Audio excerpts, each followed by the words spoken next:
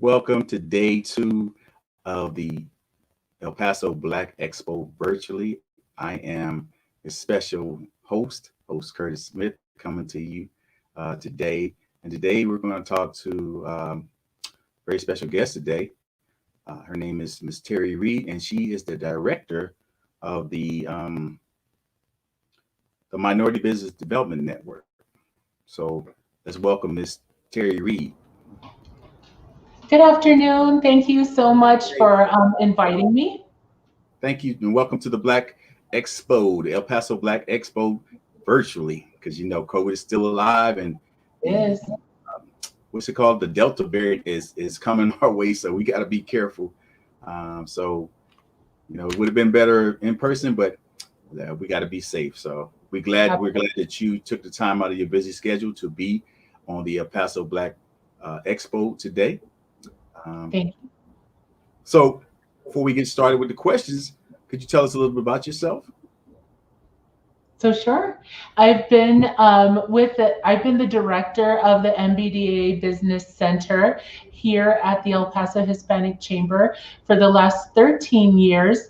Our center was just renewed for another 5, so we were renewed through 2026. It is a federally funded center through the U.S. Department of Commerce and the Minority Business Development Agency. So this center is operated by the El Paso Hispanic Chamber, and I've had the pleasure of being here at the Chamber for 20 years. It's a long time. Are you a native El Pasoan, or did I you am, move here from somewhere else? Okay. no, I'm a native El Pasoan, and nonprofit is in my blood. It's been what I've done for the past 30 years.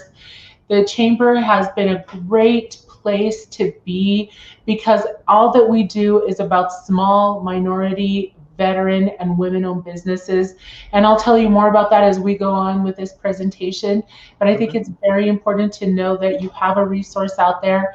If you are a startup business or if you are an expanding business, you can come to us for technical assistance, and we'll talk more about that, I'm sure. Yes, we will. Yes, we will. So tell us about the Minority Business Development Center and what's its purpose? So the MBDA Business Center is funded, like I said, through Commerce, and there are over 50 centers across the country and in Puerto Rico. These are centers that are typically located in areas of high minority populations. So here in El Paso, it makes perfect sense to have MBDA Business Center here. And what our purpose is to help growing minority-owned businesses to expand, help them to grow, help them find opportunities. So whether that opportunity is a contract with a new client or funding, which is always important to business at any level, it is our job to connect businesses to those opportunities. Oh, okay. So what constitutes a minority business enterprise, and who is considered a minority? Who, Okay, who, who you all consider when you look at constituting a minority business enterprise sure. and And because we're federally funded, it's the federal definition. Okay, so okay. it would be any ethnic minority. Yeah. So Hispanic, Black, Asian, um, Native American, Pacific Islander. Mhm. In the instance of the MBDA, it also is veterans and it is women of any ethnicity. So women are considered a minority regardless of their ethnicity. Veterans too. Yes, veterans too. Okay. Well, okay. I'll Thank you let for my your friends know we might have to service come get some money and from for veterans. Thank you. Thank you you. again. Um, what constitutes a minority business enterprise? I think I asked you that. Did you answer that question for me? Yes, that's what that is. So Okay. minority business enterprise, any ethnic minority, a veteran, or a woman of any ethnicity. Okay. So the Hispanic Chamber of Commerce operates the center, correct? Uh, Yes. does a business owner have to be a member of the Chamber of Commerce to access the center? So Curtis, I get this question every single time I speak or talk about the center when they know that we're affiliated with the Hispanic Chamber. And the answer is no. You do not have to be a member of the chamber in order for us to be able to help you. We also have a women's business center that's funded by the SBA. That is the chamber's startup arm. That is the technical group that works with startup businesses. The MBDA Business Center works with growing existing business, and the Women's Center works with startups. And even before they start up, business or entrepreneurs that have an idea, that want to get started in business and need some guidance. So both centers are federally funded. You do not have to be a member in order to participate with either of those technical centers. Okay. Okay. So when you explain it to them, do people start to, you see a influx of people wanting to come and talk to you all once you explain that you don't have to be a member of the chamber? Absolutely. Some businesses are not ready to be members just yet. I mean, especially young startup businesses, they don't have a lot of disposable income for that. But we hope that through our direct technical assistance, that they'll be able to get to the point where they do want to be an association member, an organization member. We think it's imperative that they do become a member of something, right? It's where you're going to get your information. It's where you get training and education and guidance. So at some point, a business should be a member of a trade organization or a chamber. They're just great pipelines of information. I know that you see all the boxes that are behind here in my office. Those are all files from businesses that were not chamber members that applied for grants that our chamber administered last year through the city and the County CARES Act. So it was the first time they had met us, the first time they knew anything about this chamber, and we were able to get them packaged up, and so many of them were able to receive the $2.5 million that we had to give out in grant funding. So if they hadn't heard something about us, they would not have known about that.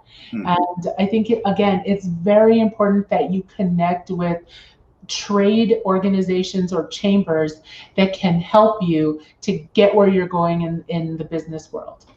It's tough out there to navigate it all by yourself. Yeah. So in saying all that, is there a fee to access the center? No, there is no fee to access our MBDA center. Okay, it's free. It's free. So it's free, everybody. So I think you should take advantage of that. It's just filling out paperwork and having the right documents to get started, correct? And having the right. You really don't need to bring any paperwork or documents when you first come in.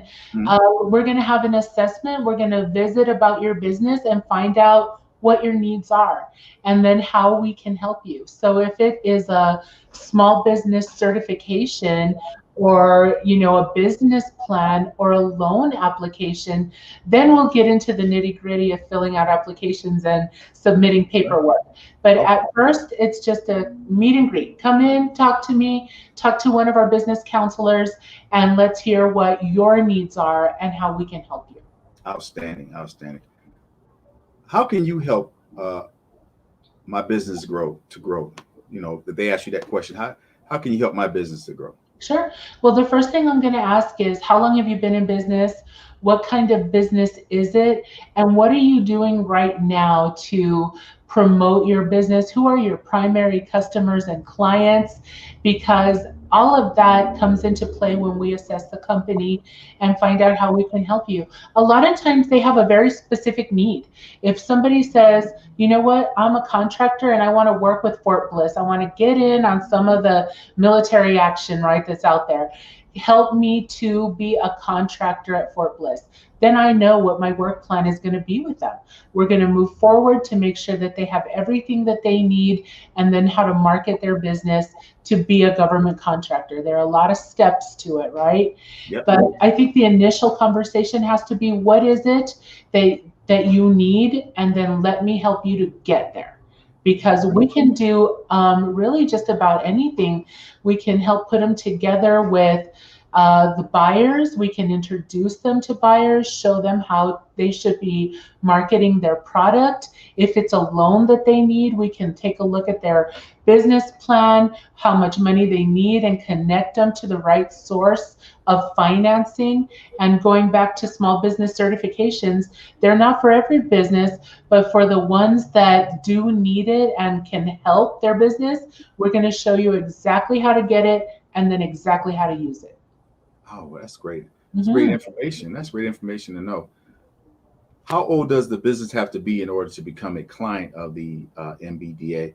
Well, so our Women's Center takes business or entrepreneurs that are 0 to about 3 years old. Those are the startup businesses, right? After that, their needs are different and they would come to the MBDA. So they should have been in business at least 2 to 3 years, and then we'll take them and help them through the MBDA Center. But if they're younger than 3 years, they'll go directly to our Women's Center, regardless of whether they're owned by a woman or a male. 49% of the clients of our Women's Center are men. And again, that's because that's our startup arm. So any entrepreneur that is just getting started and under 3 years old would visit with our Women's Center. Anybody over 3 will come to me and my team. Oh, outstanding. That's good. Is there any type of assistance available if my business has been affected by the COVID-19 pandemic? Sure. So virtually every business has been affected by COVID, right? It has affected the way that we operate, the way that we market, the way that we find employees, the way that we keep them. It has affected nearly every aspect of business. We were very, very fortunate last year and continuing on through this year that both the SBA and the MBDA saw the great need of businesses affected by COVID in an adverse way. And they allowed us to operate MBDA COVID response teams and SBA COVID response teams. So yes, if your business has been adversely affected by COVID or negatively affected, give us a call. Let me put you together with either the startup COVID team or the growing business COVID team, and they can work you through those issues and challenges that your business is having.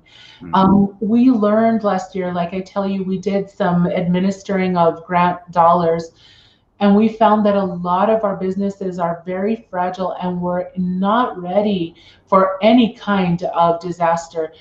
Nobody could have foreseen this pandemic, right? But any kind of economic disaster or even weather related. Look at us. We were literally, a river was running through our office last Thursday off the freeway. Yeah. We were not prepared for that either.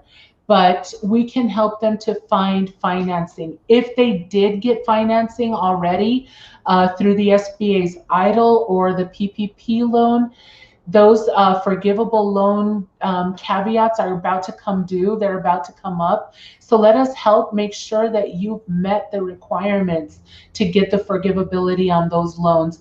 It's a lot of paperwork. It's a lot of calling. It's a lot of, persistence to make sure that you get all the benefits that you deserve as a business. So let us help you to find that. And absolutely, give us a call. Those centers are free as well. And we're happy to help you find the resources you need to open your doors, to operate safely, maybe change your business model. Whatever the problem is, let us help you to find the resources. Okay. So a lot of people, as we see that came back into business, they lost employees because of what's it called, the unemployment checks being sent out. So now they're unemployed. They don't have enough personnel to serve and give good customer service. Right. Do you guys give them assistance with that as well and tell them, maybe you need to, give them a raise or think of a different way of attracting new employees? Absolutely. We'll work with our partners. We have a strategic partnership with Workforce Solutions, Borderplex. They are fantastic at helping businesses to find and keep employees. There are a lot of available people out there. It is really just making sure that they feel safe coming back into the workforce, Mhm. and that they have the resources available to them, like childcare, things that would preclude them from being able to come back. You know, Yeah. it has been really hard. A lot of childcare businesses closed during the pandemic last year. A lot of them have not reopened, and that means that a lot of parents that were able to work now are without childcare. So Workforce Solutions is working really hard to make sure that those resources are out there and available. And we definitely talk to them, to businesses, about what are they paying? What are their fringe benefits? What are some of the benefits they have? Yeah. And not only that, but what are some of the safety precautions that are in place? We want people to come back and to feel safe coming back. And I think that they will. We see a lot of, I mean, right now there's still a lot of up and downs in the hiring of people and positions available. But like everybody says, you know, COVID is going to direct a lot of what we do, not just this year, not just last year, but for years to come. It is not gone. We have to learn how to continue to function and operate, and to do it safely. Yeah. Okay. So how are El Paso businesses economically since the start of the pandemic, and with the recent mask mandates? Do you believe this will affect small businesses once again? Well, so I think all businesses are affected by everything that's out there. I mean, before it was COVID, it was the border, right? So it was economically, we're along the border. So anything that happens cross border affects not only the businesses across the border, but here. With COVID, obviously, it has affected people. The mask mandate, I think we have to be safe. Like I said, we want to be part of the solution and not part of the problem. I've heard the arguments for and I've heard the arguments against. Mhm. Everybody has a right to their own opinion about it, but we need to be safe. We need to provide a safe place as a business for our customers and for our employees. So you have to do what's best for your business. And if that is wearing a mask and making sure that your employees do that so you can continue to have your doors open, then yes, let's do it. Whatever we have to do, let's do it. Okay. Can your center help me as a small business owner obtain a small business certification? Absolutely. If your business is the type of business that needs a small business certification, then we can absolutely help you identify which one it is, in which sector, because there's not one unified certification that says I'm a minority owned business, or I'm a woman owned, or I'm a veteran owned business. You really have to look at different sectors like commercial businesses. They recognize the minority certification and the women's certification. But if you try to do business with the federal government with those certifications, they won't accept them. They have their own. Okay. So we'll help to identify who is your market. You can have more than one market. And if that's the case, we'll help you to get all of the certifications that you can qualify for, because you want to be ready when opportunity starts knocking. I mean, they take a little bit of time to get. There are a lot of paperwork. So you don't want to try to get one if you have already seen a notice out there, because you're not going to be able to have it in time to bid on it. So now is the time to start thinking about that, start putting the paperwork together and getting it to that certifying entity. Here at the Chamber, our Women's Center is a certifier for the federal woman-owned and economically disadvantaged woman-owned. We're a third-party certifier for the SBA. We're only we're one of only 4 in the nation. The other certifiers are located in Washington, D.C. We can certify businesses across the country, and we do. I am, and me and my department, we're a certifying entity for the state hub of Texas. It's the comptroller is the certifying entity, but we're a certifier for that. So any business that is interested in being a preferred vendor for the Texas state agencies, school districts, municipalities, and utilities, and the UT system, give me a call. Let me make sure that you qualify for it. No cost, 4 years. It's good for 4 years, and then you renew it. It's a little bit of paperwork depending on what your business structure is, but immediately you will see opportunities coming to you from those different agencies that I mentioned. So, so I heard you say a lot of things Yes. so far. So, let's talk a little bit about the business model. So they come with you at the 0 to 3 years in the women's side. Right. They come to you with their business model. You give them advice. Do you tell them, okay, the business model needs this area of work, you need to improve on this, or you need to improve on that, or maybe that location that you want to have your business in is not a good location. Can you foresee failure when they present their business model and you give them advice and say maybe you want to relook it, or give them a longer plan to get it together, or you just say, okay, well, this is what you want to do, we'll help you? So, it depends on the counselor, it depends on the business, and it depends on the acumen of the business owner, right? What is their, how do they look at this? Are they a go-getter? Are they willing to put in the work? You know what I mean? Yeah. Because businesses, there's a lot of different facets to running a business. You may be great at what you do, but maybe not so great at marketing. Social media may not be in your wheelhouse. You may not be great at managing employees or training them. So we do look at every aspect of their business plan and their business model.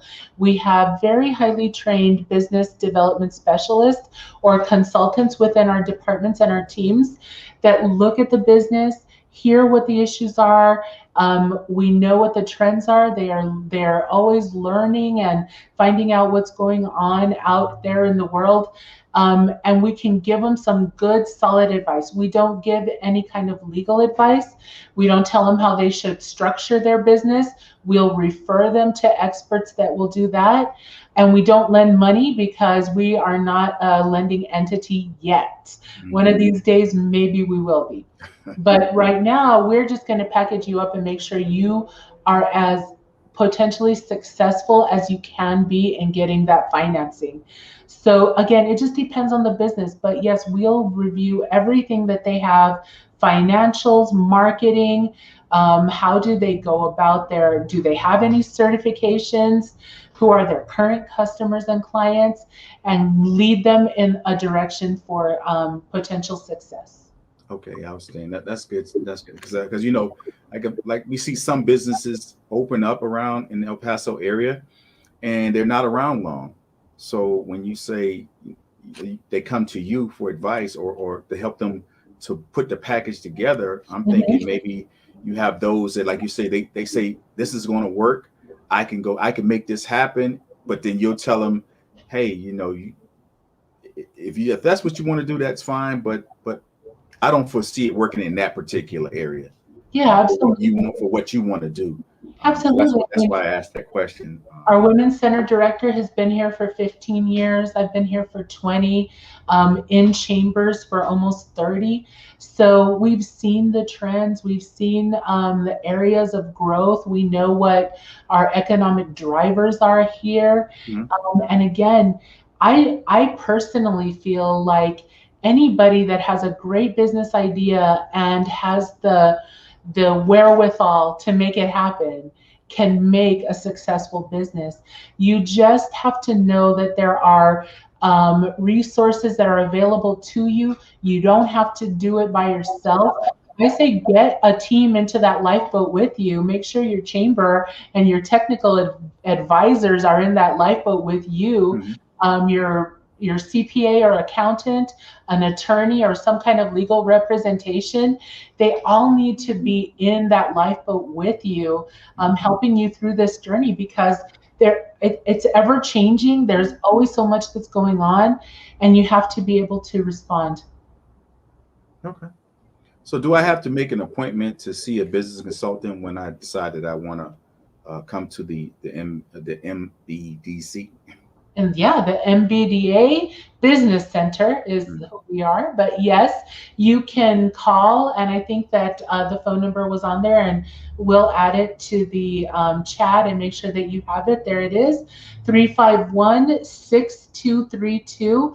I'm at extension 19, and that's my email address right there on the screen for you. We do work by appointment. We're meeting people via phone, via Zoom, StreamYard, you name it, and in person safely. I don't know if you can see behind me, but we have acrylic partitions between all of our counselors and our clients and guests that come in.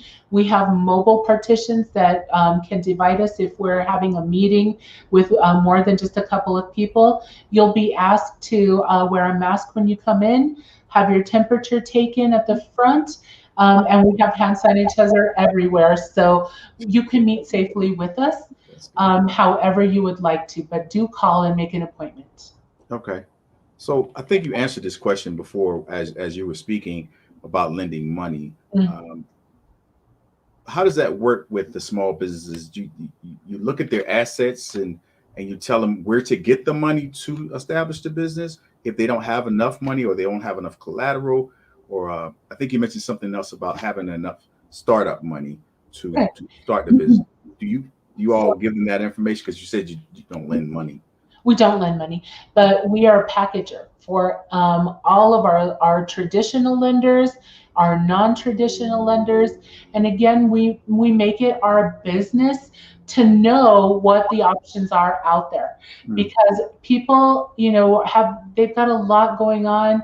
Not if you're not in this business, then you're kind of at the mercy of whoever you stop and visit, or you hear a commercial for a lender or a loan, or maybe you just go to your own bank or a lender, but they may not be a lender for your specific kind of business, right?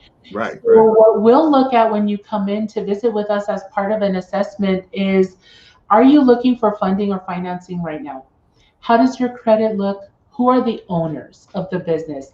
And we're going to look at all of the credit for all of the owners, because a lender will. If anybody that owns over 20% of the business is going to get looked at. So you want to make sure that you provide us with that information. Mm-hmm.